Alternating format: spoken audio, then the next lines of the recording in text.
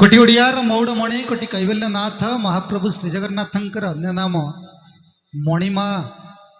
आपण माने पचारे महाप्रभुंकर अन्य नाम कहीं मणिमा ना जो ठाकुरंकर महिमा को वर्णना करी हब नाही, जे अवर्णनीय तांको ना मणिमा न है आउ कौन होता। भगवान शंकर को पचरा गला तमें जहाँ नीति भजन करुच से तो चंदन चर्चित नील कलेबर पीत वसन बनमाली तमें कहीं पाउस बड़ी होच। माँ पार्वती जानिबा को चाहूँगी जे भगवान शंकर कहीं पाउस बड़ी होचंती। भगवान शंकर कहते पाउस बड़ी हबार जोड़िए कारण।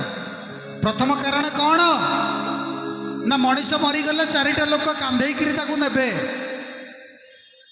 गला बेले कौन कहे राम नाम सत्य है हरि नाम सत्य है।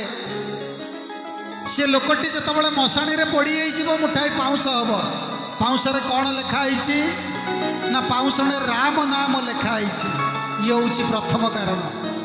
द्वितीय कारण कौन ना आम जीवन में जहाँ अर्जन करिसेंती मान अर्जन कले अपमान भय, ज्ञान अर्जन कले विवादर भय।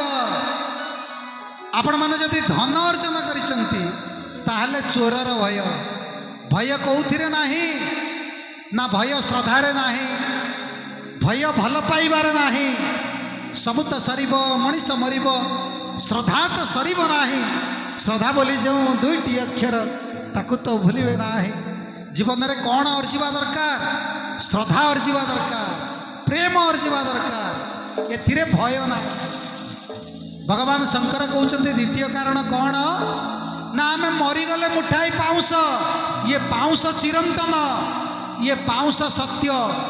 पार्वती कहते मु बुझी पार्ली ना मते जगत रे कहती मो ना जानी चंद्रशेखर किंतु मते समस्ते कहती मु सत्यर देवता, मु सुंदर देवता, मु चिरंतर देवता। ये चिरंतन किए ना पाउस पुड़ाक चिरंतन। धन रहिबो नाही, संपत्ति रहिबो नाही, जहाँ रहिबो एई पाउस पुड़ाक। से पाउस बोली हो। भगवान शंकर भली देवता आपण माने पृथ्वी सारा पाइबे नाही। चंद्रशेखर कृपा, चंद्रशेखर करुणा आपण माने एमती प्राप्ति होतांतु।